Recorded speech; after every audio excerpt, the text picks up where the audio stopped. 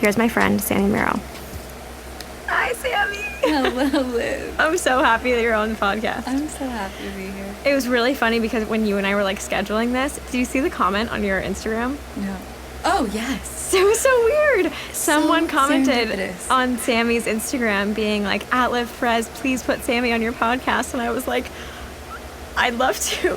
Well, first of all, we already made plans to do it. Yes, but it was just So. even like cooler that somebody did that. I know, I love Yeah. it. She could see the future. She could definitely see the future. But okay, tell us where you were born and where you live now. I was born in the beautiful city of San Francisco, and now I live in Los Angeles.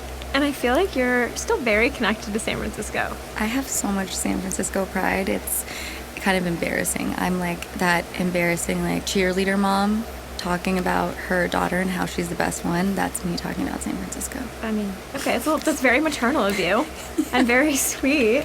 Yeah, you have like an immense amount of pride for where you came from, and that's like, I do. that's such a cool thing to be able to feel that way. I mean, I love LA, but I'm not running around being like, fuck yeah, LA. Right? You know, I think it really comes with the territory. All of the Bay Area, we're like, we love the Bay. We love all of our friends from the Bay. We are obviously open to people who are not from the Bay, but like we just have so much pride being from there, and that's kind of just all I know. So I've never really had this conversation about this, so it is kind of curious. How do you feel like growing up in San Francisco gave you a different perspective on fashion? Ooh, well, San Francisco, no offense. I mean, we started this off right with telling everyone how much I love the Bay, so I feel like I can also talk about its downfalls. San Francisco has a terrible sense of fashion. I'll just tell it like it is. It's like, there's kind of like two types of people in San Francisco. There's like the original San Franciscans, like us who are born and raised in San Francisco or in the Bay Area, and kind of like a more like hippie vibe person, but those are dwindling very quickly. There are a few of those now. Now it's basically just like all techie people. Everyone wears like basic Like a boot cut jean, right, and like a North Face jacket, which is fine. Like there's nothing wrong. We excel tremendously in other areas. You can't be good at everything. So It's true. the fashion in the Bay is really bad, but that is where I obtained my love of vintage, because we have some of the best vintage shops in there, ironically, because everyone gives away all of their good clothes and they just Right. stick with the North Face. So It's so funny. Mhm. Wait, so you were raised by your dad and you have a brother. yes, So who was the first person to be like, hey, let's go vintage shopping? I actually was. I discovered it on my own, which is kind of ironic because my dad is like the guru of eBay. He can find anything on eBay he will find like a $3,000 Armani suit for $5. And it's in perfect condition, like still new with tags. So I That think exists? yeah. He's the guy. So like he passed that on to me a little bit when it comes to eBay, but in terms of like physical shops, right by my house there was an American Rag. It has since been closed, but I think it was like maybe the original American Rag. There's one like right across the street from us right now. Yeah. Isn't that the original? Maybe it is. I don't know. Maybe I'm just like, oh, it's San Francisco, so it Obviously. must be the original. It's fine. This is gonna get annoying really quick. Nope. I love it. It's fine. So when I was about 14 or 15, I went to the American Rag. But to me, the American Rag wasn't attainable because the front half of the store was all like the super expensive fancy things. And being a 14, 15-year-old girl, like I can't buy an $100 t-shirt. So I was with my friend who could. And when we were in there and she was shopping, I went to the back of the store and I was like, holy shit, this is all the version of everything that's cool right now, but everything has holes in it. And that's how I discovered vintage. It's interesting. Your dad is a professor, right? Mhm. So academia was like very important in your family. Yeah. But I can still see that today. Like I feel like the one thing you always love to talk about is your college experience. Yeah. How was your household, like between like your dad being an academic and your brother's a deputy, right? Yeah, so my brother, he was the Deputy Solicitor General of California. Tongue twister. Over my head. And now he works for a firm, but he's still working on like amazing public law type things, like just, no big deal writing laws for DACA, birth control in California, just doing that. I mean, that's a really, like, diverse household to grow up in. Yeah. How do you feel like what your dad and what your brother are doing informed what you were doing? Well, two things to address. First, I think that I talk about like my background in schooling and my previous experience working like in a corporate environment or like a tech environment. I talk about that a lot because in the industry that we're in right now, there are very few people who like have a normal, background in the graduate degree or master's degree and who like worked in a completely different. So I like to talk about that kind of stuff to show people that like education is still important. When you have something to fall back on, like it makes you more comfortable. Like I want people to go for their dreams, but I want people to be sensible about it. And there's nothing wrong with going to university. Just because other people are going on a different route, like I want to still give support to people who, don't want to be in a career like that has anything to do with social media, and people who want to become doctors or whatever it is. Like that is still so important. That is still so special. And so that's kind of like why I talk about that a lot. I grew up with just my dad, and so he like, was like his little daughter, and I didn't have a mom, and so he like just wanted to make sure that he definitely babied me is what I'm getting at. So for me, it was really important to take the time and have that transition of university and grad school and like kind of mature on that sense, like socially, educationally. Some people though don't need that. Some people are already there. Some people don't gain anything from college. I have a lot of friends who I've never had a boyfriend who ever graduated from college, which is super interesting, but all of them are super smart. Some people just don't need it.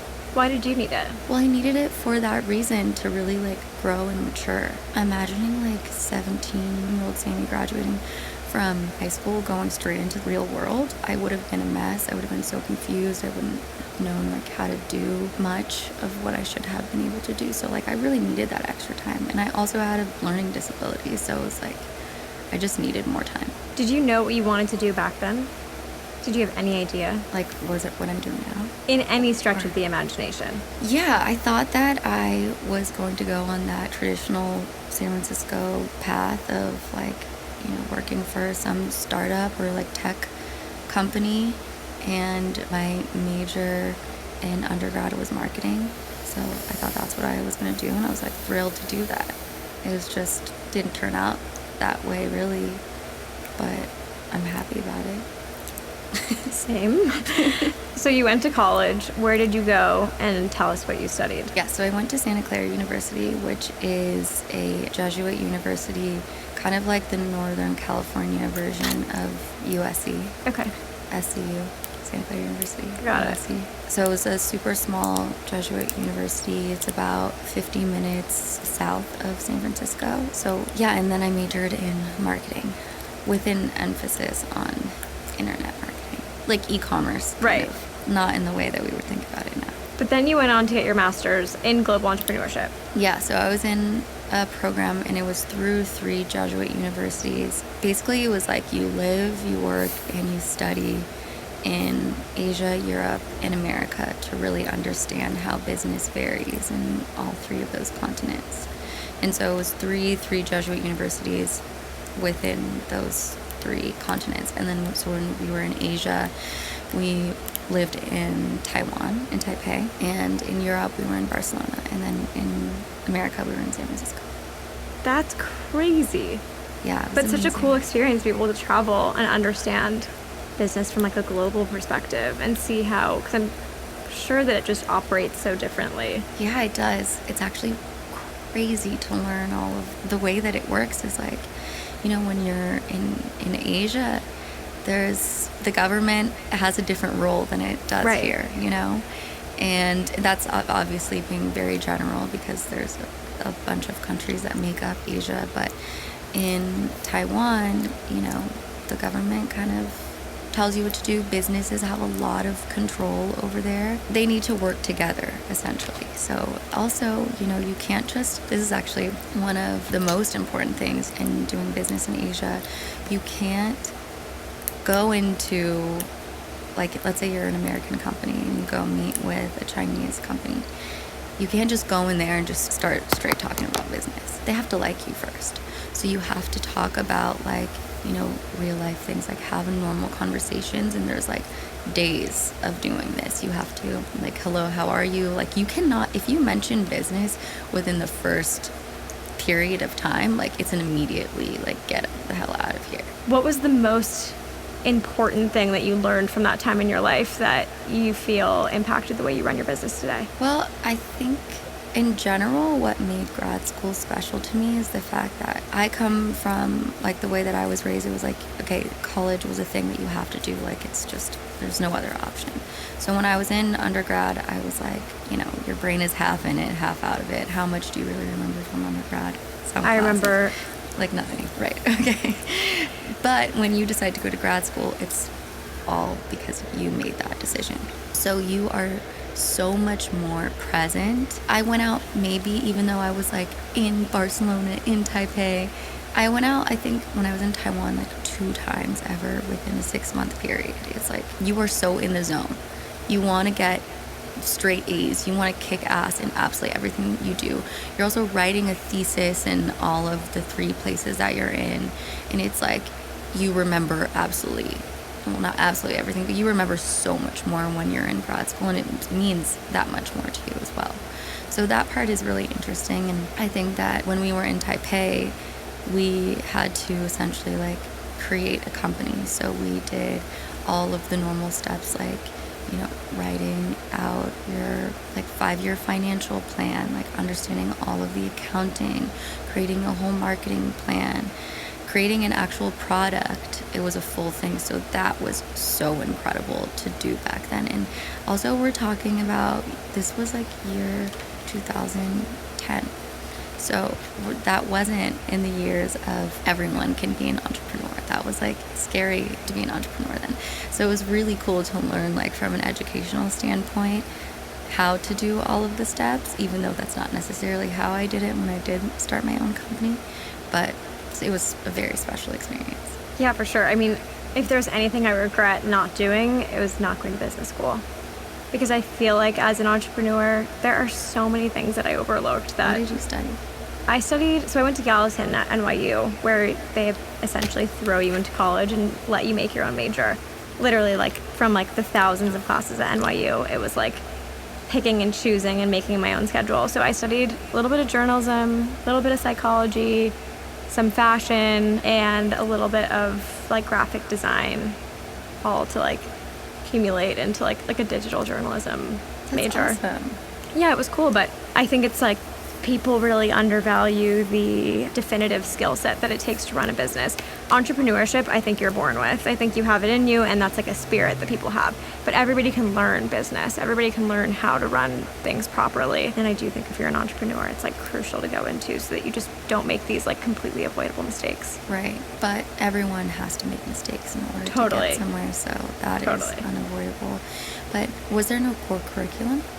So we had a core curriculum, but it was really similar to like a core curriculum in high school. So it was like I had a history, I had a math, I had a science. Like, Can I drink his water? Sammy's like, can I drink my water? Yes, you can make noise. She's also drinking out of a little canteen. Sustainable 40-ounce canister. Did you know, I recently learned this is very important for everybody to know. You should be drinking as much ounces in water equal to the amount that you weigh. So for example, if you weigh 100 pounds, you should be drinking 100 ounces of water every day. Thanks. Factoids from Sami Miro. Yes. On your Monday.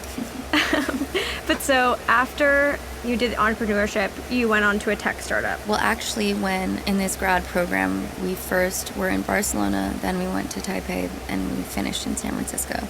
And in San Francisco, I was, as part of the program, I was interning for this startup. Got it. And when I was interning for it, it was like literally 2 founders who just came up with an idea.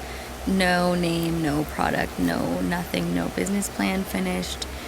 And so like my project in the internship was to write a marketing plan. And it was like me and 2 or 3 others in my program, and we wrote a marketing plan, and they ended up hiring 3 of us from that team after. So it was like we were there from ground zero. Like we were working in one of the founders' apartments to make it. It That's was cool. like, yeah, it was so cool. We were there to like, create the name. We worked on like the first prototypes, the branding, everything. So it was, and then I was there for 4 years. So by the time I left, it was a full like global company. Please tell me you have stock options in that. I actually do, yes, and they fully vested before I left. So Wow, good for but the you. company went under. I'm sorry to It hear was that, sold. You know, after I left, it kind of, went into the shitter. Of course. Obviously, because of my departure. Just kidding. Oh my God, if I knew about the idea of stock options when I was in college and interning, I'd probably be a very different person today. Right. If you're in college right now and you're interning for a startup, please do yourself a favor and ask for stock options. It's really important. Yes. Yeah, 100%.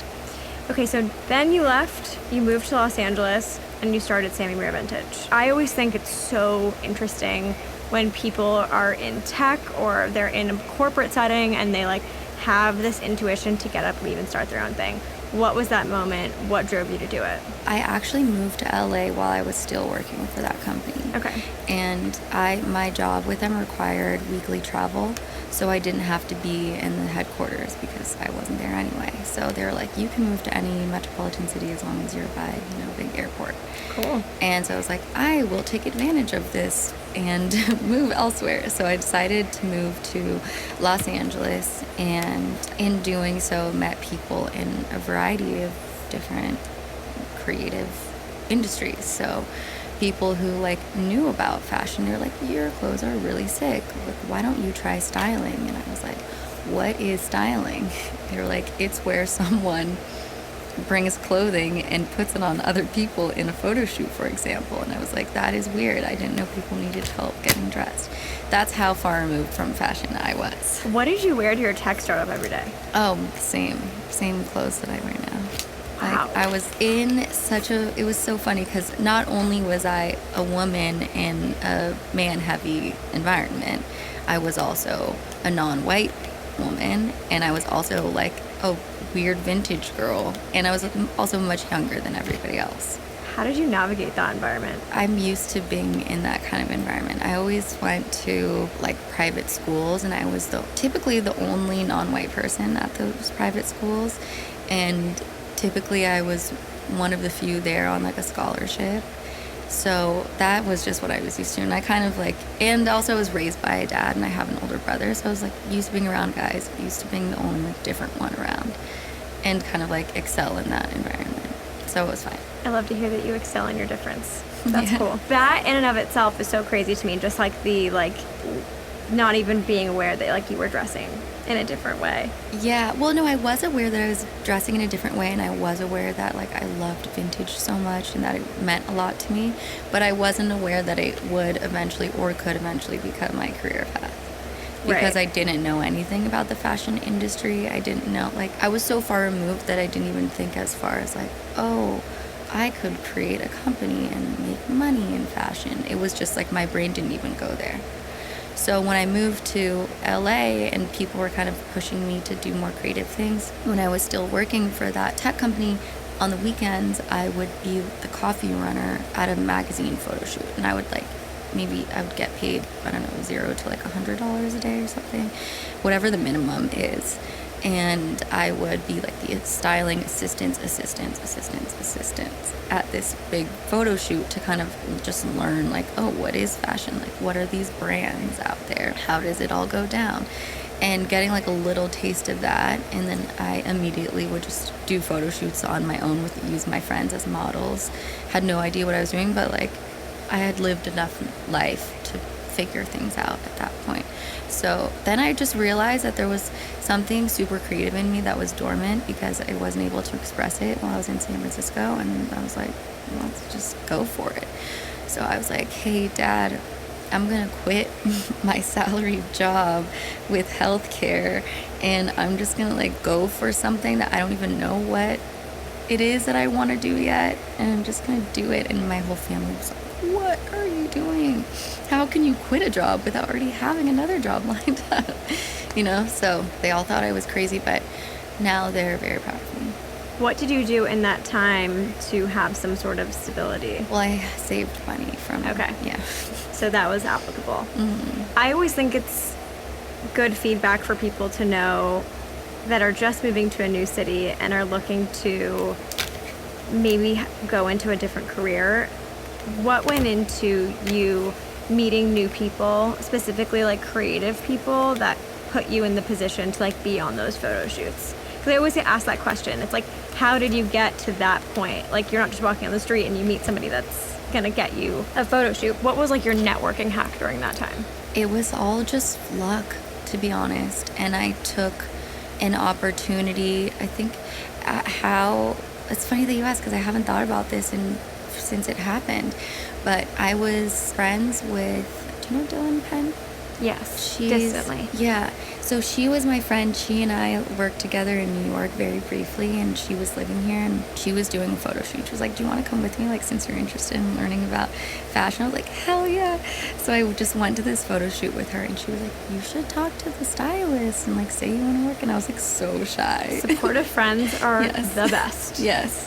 That's so awesome. True. Mm-hmm. That's awesome. And so I was like, all awkwardly at the end of the photo shoot, it was like my last chance. I was like, so hi, I'm if Sami. you ever like need an assistant or anything, like I would love to help you. And she was like, actually, yes, I do. I have something coming up next week and I need help. And I was like, holy shit. Put yourself out there. You have to put yourself out there, because what do you have to lose? Nothing. I also say this so often. People can't picture you in the position that you want to be in if you don't show them that you can be in that position. So it's Yeah. like you could be standing in a room and the stylist would not know that they could use you if you didn't put yourself in the position to be used like that. Yeah. So it's like, good for you for having the courage to go up to her and be like, hey, I want to do this. It took a lot. I was probably, my palms were probably very sweaty. Ew. But I did it. How did you get your first client? Okay, so basically, I took like a year and a half, tried different styling jobs.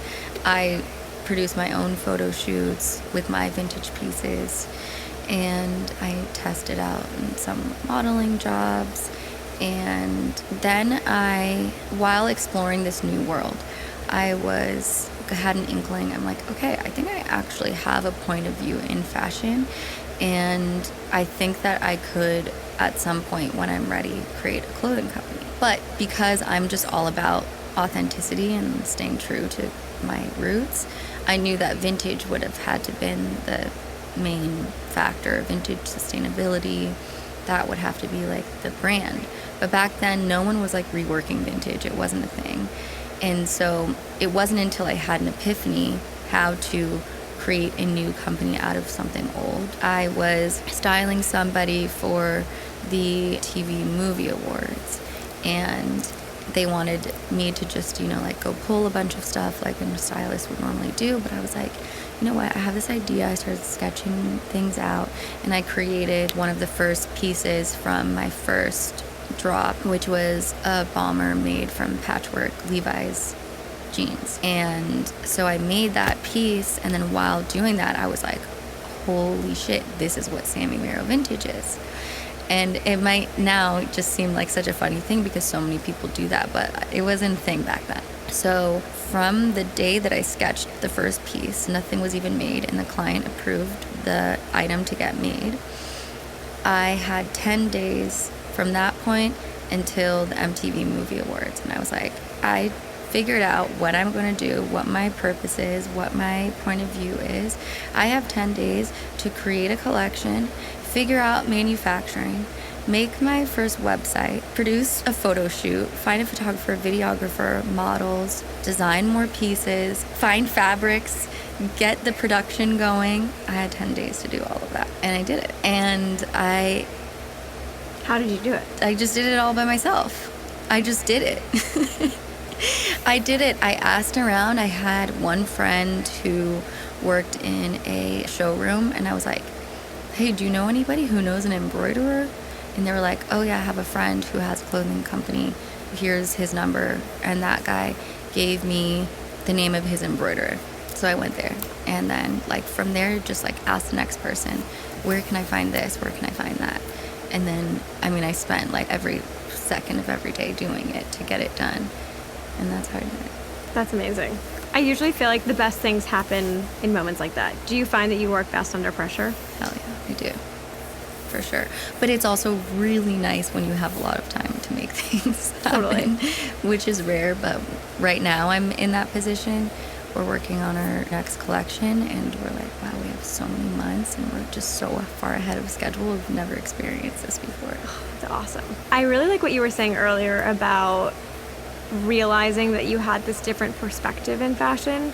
Do you think it was difficult for you to begin to trust your own opinion? Yeah, I think that is the scary thing of entrepreneurship in general, because you're creating something, whether it's a physical product or service or whatever it is, and it's like, is this just in my head? Am I the only one who thinks this is going to be good?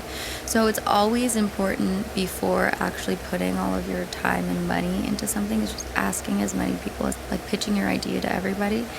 And if the consensus, if 100 out of 100 people say it's not a good idea, you might want to rework it, tweak it, or move on to something else. Just putting that out there, maybe not. But for me, it was just like, I started it, and immediately it was received super well by a lot of like influential people. So I was like, okay, holy crap, like I might have a point of view, being a girl who knows nothing about fashion from a learned standpoint. Like, this all is just coming from my heart. So it's like, it was just so weird and satisfying and amazing and exciting for me to get to know that, okay, wait, I have something here. So now we're 3 years later, almost 3 years. Mm-hmm. Explain to us your current business model. Oh, my current business model. Well, I think it's kind of ever changing. I think in its current form. To touch on that really quickly, I think that a lot of people are like, okay, what's your 5-year plan? I definitely didn't ask that, because I would never ask you such a question and put you in a box like that. Thank you. I would never. That's like a PS to anybody ever asking people questions, specifically me. Don't ask me what my 5-year plan is. Or Sami Miro. Yeah, or me. Because, even before this Instagram world that we live in, and while technology is just changing at a pace that we couldn't even have ever imagined, even just like from being an 18-year-old to being a 22-year-old, so much of what I thought I was going to do had changed. And to me, it's just all about being open to new opportunities and taking every opportunity that you can, because especially at a young age, you're still learning about yourself. Like, you don't for sure know that you wanted, when you're 17, that your career path for your life is in marketing. Some people are lucky enough to know that, and that's so sick. But a lot of people don't know. I mean, so much changes in life. So I always think it's important to be open to new things in life. 100%. Yeah. So in terms of SMV, I mean, it's still, like, when I started it, it was a passion project. It was like, okay, what am I going to do as an entrepreneur? And I'm also learning about the fashion industry. And because I was self-funded, I was like, I obviously want to be intelligent in how I'm spending my money in an industry that I've never been in. I want to move super, super slowly. So I did, because I also wanted to learn about all of the aspects of how the business works, instead of like getting a backer and then not understanding how the whole production side works, not understanding how, different fabrics will change the pattern of a garment. So all of those little specificities I wanted to be on top of and be able to speak to. So still, we are super small. It's me and my girl Ashley. Shout out Ashley. Shout out to Ashley. And yeah, we kind of are just like two girls handling everything. I have so many collaborations coming up as well, and just a new kind of model of, I'm going to be dropping my one-of-ones finally on my website. So like, when I say business modelly, it's like, what are the divisions of SMB? So you have the styling side, you have the one-of-ones, the customs.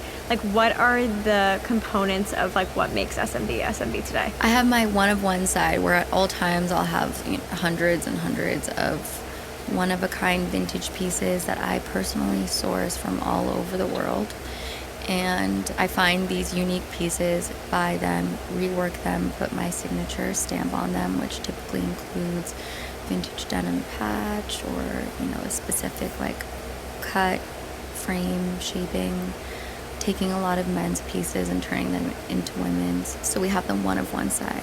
Then we have the collection side, and that is essentially just a normal collection like every other brand out there. However, all of our fabrics are made from upcycled fabrics. So we are a sustainable company, whether we have the vintage side or the new collection side. Back to the Heron Preston collaboration. So that revealed itself in July in Yes. Paris during Men's Fashion Week. How did you identify that that would be a good partnership between the two of you? I know you're old friends, but I always like to hear valuable feedback when it comes to like identifying what a good partnership would look like. Yeah, so actually Sabrina, his girlfriend, brought us together. Because Sabrina and I became super quick friends. She is like one of the most special humans in the world. Like, she is like the definition of a ride or die. If she's so real and if she loves you, like, she will be there for life. She's just so wonderful. And she knows that Sami Miro Vintage is all about sustainability, and she knows that Heron is all about that too, and he is changing his structure a little bit to incorporate more of that. So she was like, you need to work with Sami. It was a long process. Like, first it was like, I think you guys should work together. And in my head, I'm like, well, you know, that's like a really big deal. I'm a realist. I don't believe anything happens and is going to happen until the contract is signed. I don't want to get my hopes up.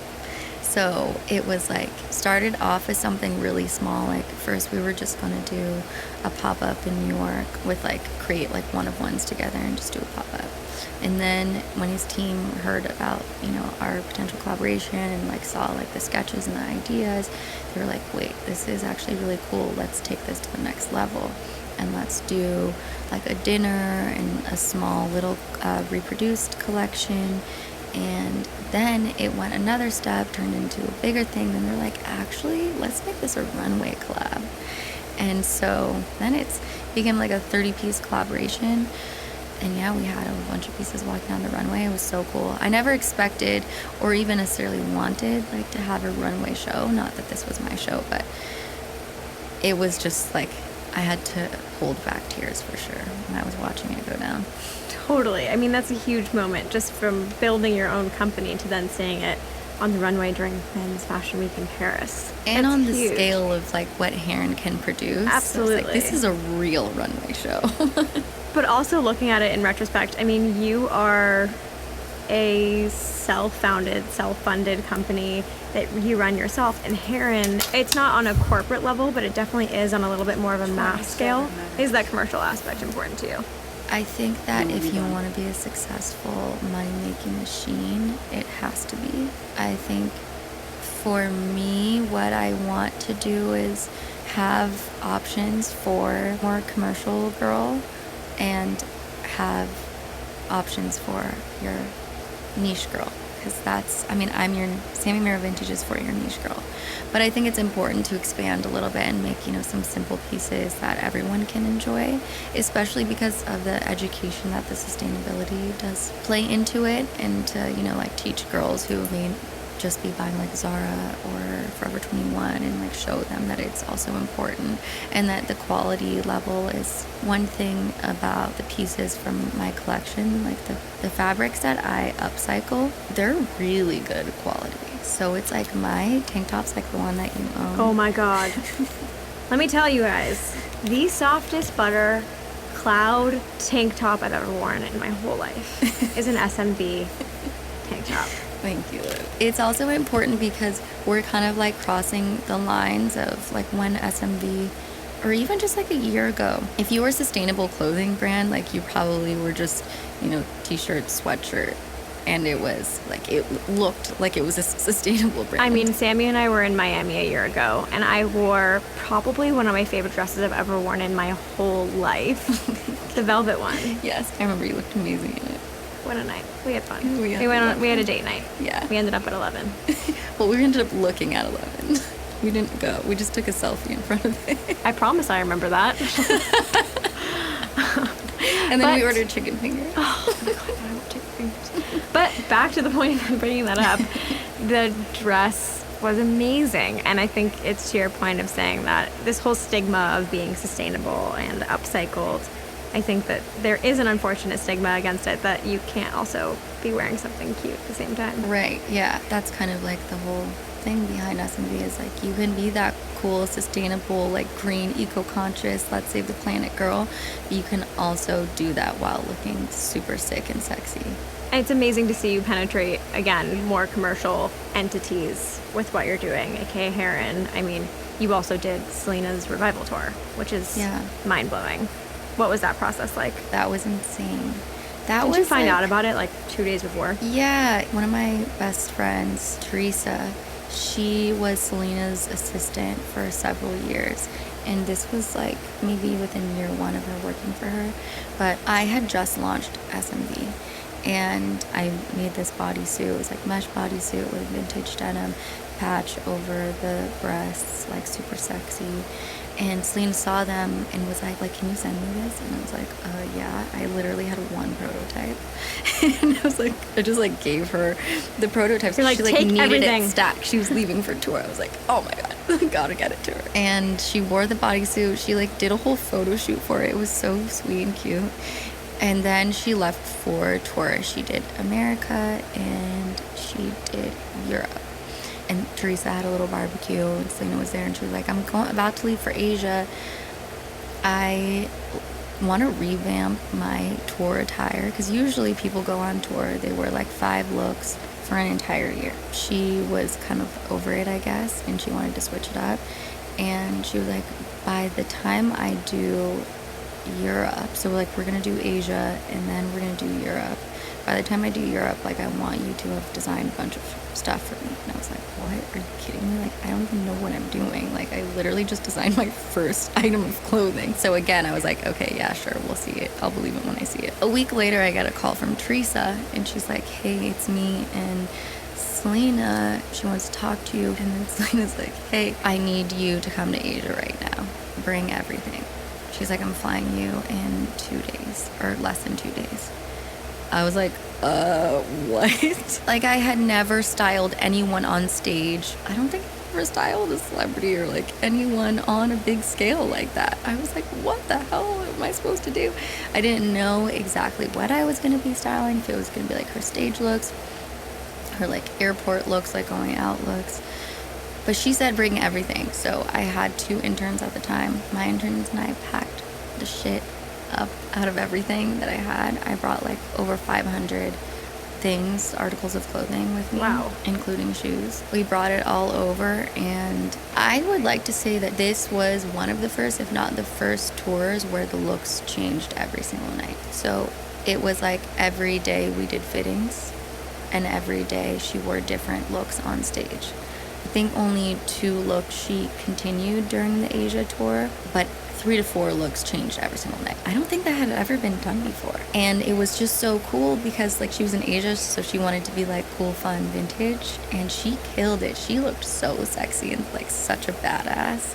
And I still meet people today and they were like, oh wow, like they still remember certain looks, or like she did an all leather look and like she just looked like such a badass. So it's fun when you get to work with people who want to step outside or like want you to help them learn how to like take it to the next level, while also of course maintaining their look. You know, you don't want to make them look like someone else. You want to make them look like them, but just a badass version of them. That must have been like a crazy trust your gut moment. Yeah, I was like, what the hell? Like I had never done this before. And now here we are. And I recently saw in an interview, Risa said that she would love to have SMV on Revolve. Yeah, that was crazy. I know, I DM'd her and I was like, hi, you have my number. What's going on, Risa? There you go. You go from being pulled across the world to style a show, and now one of the biggest retailers wants you to be sold. I know. Would you consider merging into retailers like that? I think so. For sure. I mean, like Forward is amazing. Right. Forward is incredible. One of the best out there for luxury brands. And again, I mean, I think that it would be sick to do, I don't know if my brand where it is right now would be perfect for Revolve, but it would be cool to do a capsule collection. I was going to say, I think like your brand ethos will forever stay like in your terrain, but you do a really good job of like branching out and creating moments for other people that bring them into your world and not the other way around. Ooh, that was very eloquent. I love that. That was deep. Thank you. But I think, like it is your world. Like you want people to come into Sami Miro Vintage's world, not the other way around, because you are so specific, especially when it comes to sustainability, which I'd love to touch on now that we're here. Mm-hmm. I've noticed a shift in your bio to Sami Miro Impact Designer. Yeah. Tell us what that means. So I recently was a part of a summit in Paris called the Circular Fashion Summit. It was incredible. I mean, they had people from the UN, they had the head of sustainability for Adidas, people from all different types of industry. It wasn't just exclusive to fashion. They called me an impact designer, and I was like, that is amazing. And it essentially just means that you're doing something to positively impact the world. And I just think it's like so simply put, and you don't have to. Sustainability is like the hottest word out there right now. Everyone can use it in a sentence that's relevant to what it is that they're doing. And so I like that. Like it's a very strong, fresh way to kind of say that I'm being sustainable, but I'm just doing it. I'm an impact designer. Finally, she gets a label. She gets a box to check. It's hard, and it's hard in our industry, let me tell you. To like find something that you feel accurately represents you, and you're okay with like being labeled as that. It's very difficult. But so on the topic of sustainability, what are some of the biggest challenges that you're facing right now in your business with maintaining that sustainability? When you are a sustainable clothing company, you have to do everything differently. You have to think about everything differently. You can't just go find your favorite fabric, take it to the dye house, wash it. There are so many terrible things that are involved in every step of fashion. Like, for example, finding your favorite fabric. Step one is you find your favorite fabric, then you work with the company that's going to create that favorite fabric, which means that they are going to make it, add more fabric to the world that will potentially get wasted. When you take your fabric to the dye house, all of the water that goes into washing and dyeing these garments, it's horrible. It's insane how much water is used. Also, the toxins that they use to dye the fabrics are extremely deadly. So, and I could keep going on and on. So when you are a sustainable company, things get more expensive. Like if you want to dye something, you have to spend a lot more money to do it ethically. And also your fabrics are limited. So for me, I use, like I said, upcycled fabrics. So that just means fabrics that other brands made and then they didn't use it, so they sold it to fabric place that sells upcycled fabrics. So that means that I can only make things within that selection. So I can't just like dream up the perfect fabric. I have to only use what's there. And then there's the issue of, let's say you buy all of the fabric and then you have a demand for more, but that fabric's all gone. So you're shit out of luck, basically. So there's a lot that goes into it, but to me, it's still worth it, and I don't care, and I'm gonna be me all the way, even if it's giving me an ulcer. God forbid.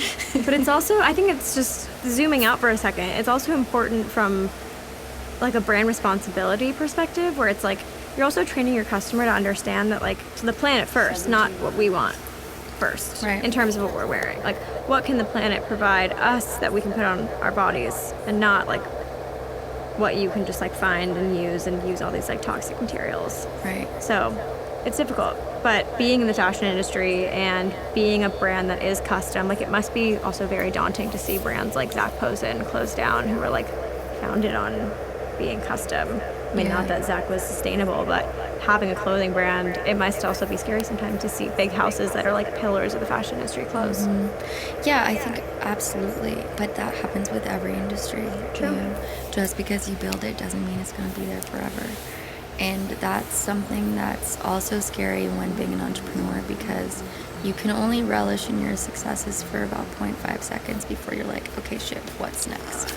what am I going to be doing next? What's the next big thing that I can push? But yeah, it's a very scary thing. I think that's also why I'm shifting my model to add more pieces that are like relevant for everyday kind of girl. And I think that it's important to like have a good combination of things. But yeah, I mean, being an entrepreneur is scary. Having a company is scary. You have to just stay on top of it. Take it day by day. Yeah. What do you wish you could be doing more of in the sustainability space? I love doing collaborations like the one that I did with Heron. I actually did a collab with Nike briefly. I would love to do more collaborations with big brands like Nike and things like that need help in that space. And even though I'm such like a teeny brand compared to them, bringing a brand on like SMV, even though I'm just a speck compared to them, it would be different if they worked with like a small sustainable brand and did a collaboration with a small sustainable brand and also added a sustainable aspect to their business instead of just like, oh, now we're starting a green line. Because still, I don't know. For me, I still don't trust that. Right. But if they worked with someone who like really knows what they're doing in that world, and then it would just give me like a more depth. I'm not explaining this well at all. No, I mean, it's at least what it feels like you're trying to get at is fashion sometimes seems very temporary in the moment. You want to do collaborations that will change the infrastructure of brands moving forward and not just be a flash in the pan. Yes. Very well put. Again. Like And press. in your opinion, do you think now is a good time to be in fashion? Yeah, for sure. I think that the barriers of entry in fashion are so low, meaning that anyone can start a fashion brand. It's so easy in terms of like, especially in Los Angeles, there's a huge fashion district, and in New York, you can go buy the fabric, you can find a pattern maker, you can scratch up some designs, you can build a website. Like, it's easy to do it. And I think it's really cool because it gives all of these creative minds the ability to like put their ideas out there.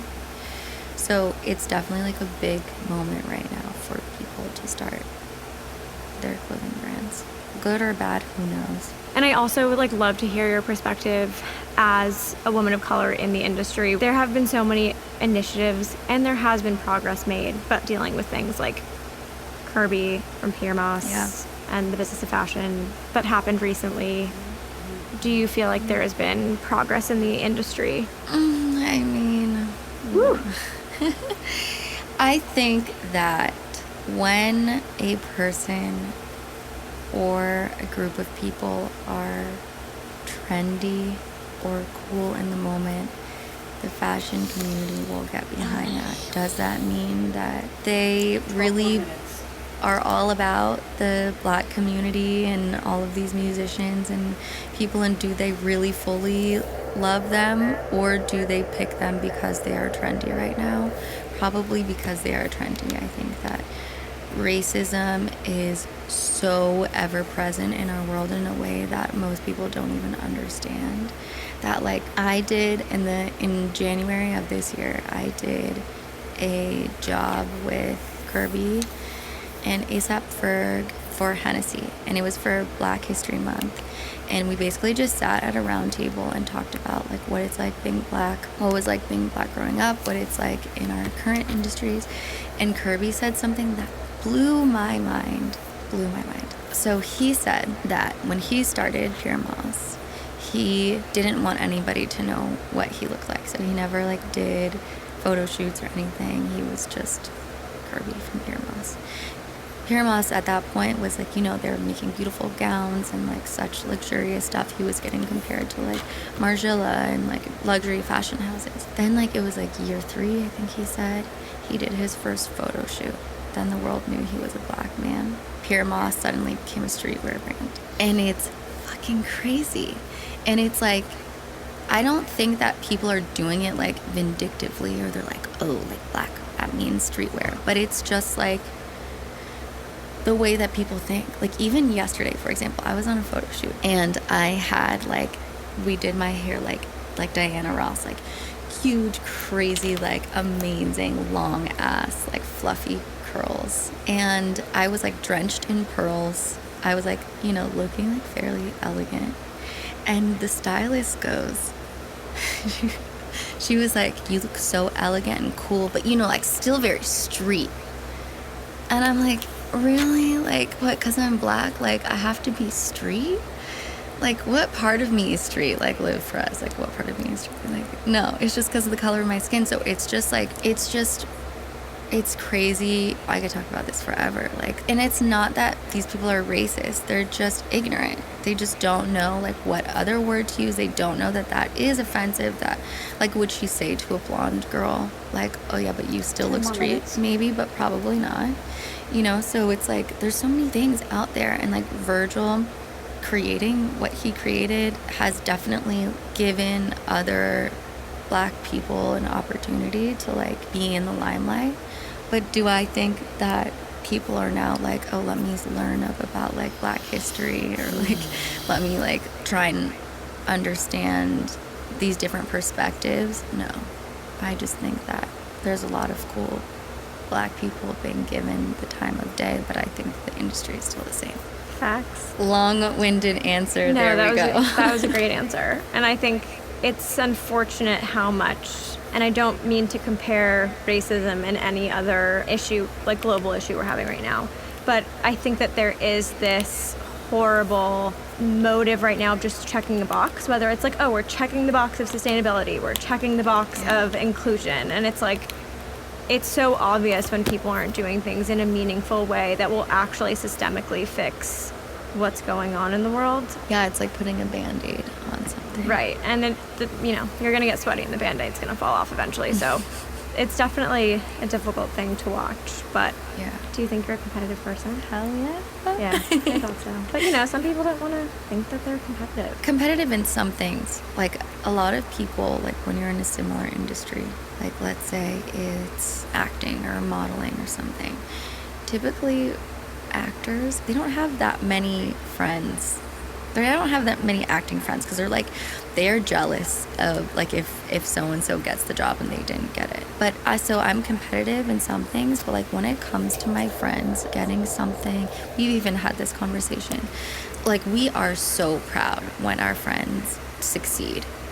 And there is zero part of me that's like, fuck them, Maybe it's like, oh, damn, like, now I need to work my ass off more, So, like, yeah, I can be like that.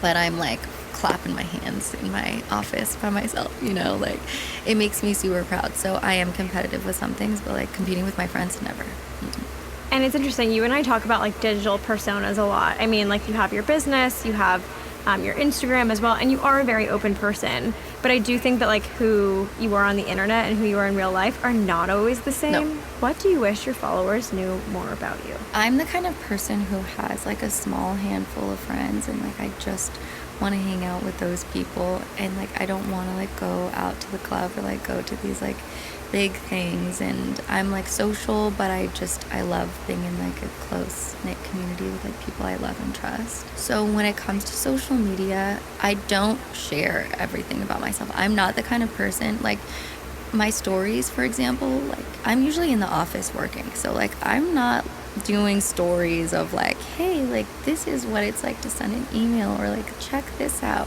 because that's me when I'm just, like, I'm in my business mode, I'm trying to handle shit, I have meetings, I have, like, a bunch of stuff that I'm doing, so I don't share most of my life. I just share stuff when it's, like, I'm with other friends who, like, love doing social media stuff. Because I also don't want to just, like, bring out my camera and, like, do a story with someone I'm not super fucking close with. Because that's just so not me. Like, seems very thirsty and weird to me. And, like, I also don't know, like, are you comfortable being on the camera, I'm just weird about it in general. I share some parts about myself, but I'm very private in a lot of ways. How was the NPR summit? How I built this? What was, like, the big takeaway from that? Because, like, obviously on this podcast, we love how I built this. So give us the...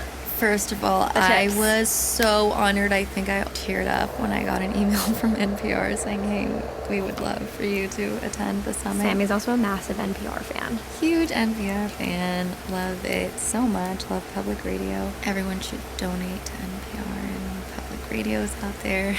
Anyway. I mean, we donate to journalism. That is what keeps us alive over Exactly. here. We love it.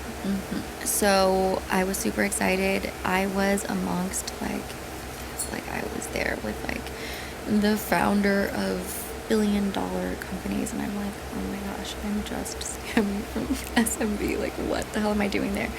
But it was so cool, and what I just said will tie into my lesson. It was so amazing. Like, I got to watch all of these talks, like learned so much from people who are just like badasses in their industries. One woman said something that will forever stick by me, and I always try and share this. I'm excited that you asked me this question. Two things. One, I was a part of a summit that was all about elevator pitches. So everyone who was there had a company, and they were practicing in small groups how to pitch. Then they got on stage and pitched their elevator pitches. So one woman said that you are unique and you are starting a company. You are essentially the face of the company when it comes to pitching, when it comes to speaking to people about what your idea is all about. So you need to pitch like you. Don't try and pitch like Mark Zuckerberg.